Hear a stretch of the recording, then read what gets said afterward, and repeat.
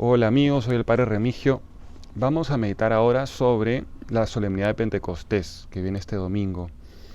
El pasaje va a ser Hechos capítulo 2, del 1 al 11. 40 días han pasado desde que Jesús ha resucitado.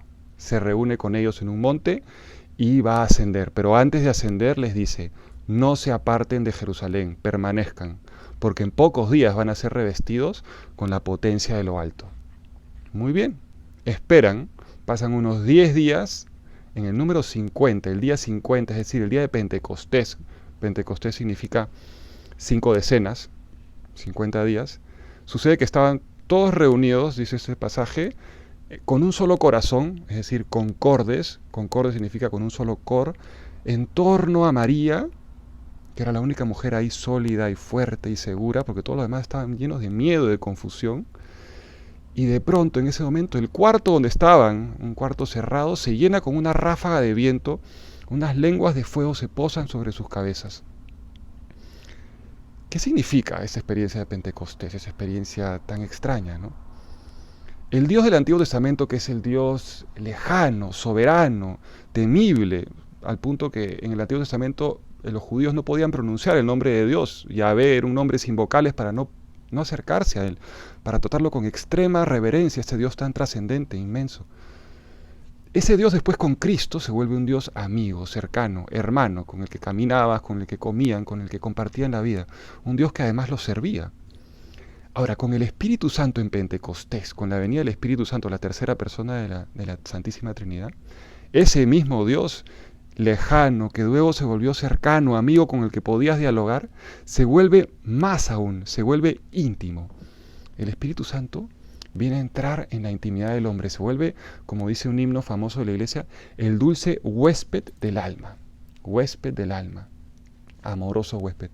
¿Qué significa esto? Porque la primera pregunta que nos podemos hacer es, ¿cómo puede el que ha creado todas las estrellas, el que es más grande y más poderoso que las galaxias, el que sostiene todo el universo sin esfuerzo alguno, ese que es inmenso, puede entrar a habitar al alma humana sin aplastarla, sin aniquilarla, sin violentarla? ¿Cómo puede ser? ¿Cómo puede entrar a mi corazón algo tan inmenso sin arrinconarme, sin quitarme el espacio y venir a ocupar todo? ¿Qué va a pasar conmigo? Es la primera pregunta que nos puede venir. ¿Qué pasa conmigo cuando algo tan poderoso, tan inmenso, viene a entrar en mí? Qué interesante. Jesús, ¿qué dice de este espíritu? Él va a decir, el espíritu de la verdad, el espíritu es el espíritu confortador. Va a entrar y te va a fortalecer. Es el espíritu consolador, que es decir, que va a entrar con tu soledad y te va a habitar, te va a acompañar. Dice además, es el espíritu defensor, es decir, te va a experimentar, a hacer experimentar seguro. Qué interesante esto. Porque solo el espíritu que es amor puro, que es el Espíritu Santo, es capaz de entrar y no invadir, sino que con profundo respeto, reverencia y delicadeza, en lugar de venir a ocupar, va a venir a desocupar. Va a venir a liberar, va a venir a ensanchar el espacio interior. Solo el amor de Dios, y esto es muy interesante, y esta es mi experiencia, la experiencia de todos los que van entrando y practicando la vida de fe, que solo el espíritu del amor de Dios te libera, te ensancha, te dilata el alma. Lo inmenso está entrando, pero está haciendo un espacio interior mucho más grande que el anterior. Entra y te hace experimentar además tu grandeza, tu dignidad, porque en medio de este espacio amplio que te da un respiro gigante interiormente, te hace respirar profundamente, tú quedas ubicado como un príncipe o como una princesa, en una realeza que jamás te habías imaginado. En una realeza me refiero, hijo de un rey, de una dignidad inmensa, infinita. Ahora, viene y susurra algo, porque además este viento, este soplo, habla al interior, que introduce un nuevo susurro o un nuevo grito interior que dice Abba, un vocablo hebreo pronunciado por los niños hebreos que significa papá o papi. ¿Qué va a hacer? Es un nuevo clamor interior que despeja y despoja el clamor anterior, que es el clamor de aléjate de mí, que soy un pobre pecador. El clamor que habla de la lejanía, de lo terrible de Dios, de la culpa que es insoportable en el hombre, de que nunca voy a poder expiar tanta culpa. El grito papá es un grito familiar que me hace sentir a Dios como tierno, como cercano, como íntimo, como amigo, como un padre que es mi amigo, en quien puedo confiar. Qué bonito. Ahora regresemos al pasaje, Hechos de los Apóstoles capítulo 2. ¿Qué sucede? Que se llenan de ese espíritu y ocupa el lugar este viento, esta llama, y ellos empiezan a hablar en lenguas. Pero en lenguas, que es algo muy interesante, que son de todos los países conocidos en esa época, de lugares remotos, lejanos.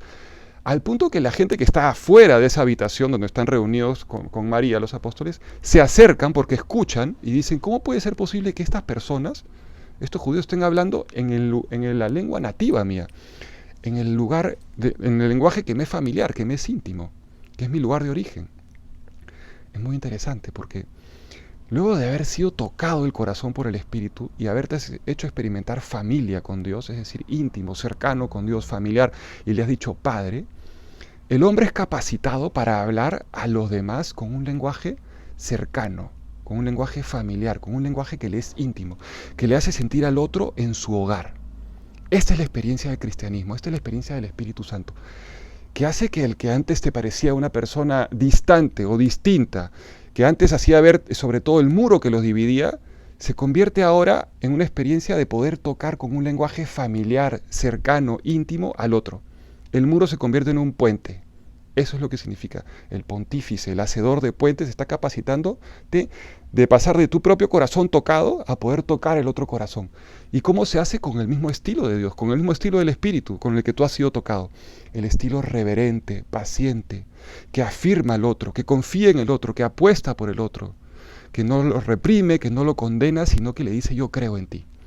Esa es la experiencia de Pentecostés, esa es la experiencia del cristianismo, y eso que produce iglesia, es decir, una comunión, una común unión en el espíritu de amor, en la potencia del amor, que ahora vamos a construir puentes, vamos a poder tocar el hogar del otro con su lenguaje, con el lenguaje del amor. Dios los bendiga, hermanos, disfruten esta fiesta de Pentecostés, canten algunos de los himnos famosos que son muy bellos, que los pueden inspirar mucho. En el nombre del Padre, y del Hijo, y del Espíritu Santo de amor. Amén.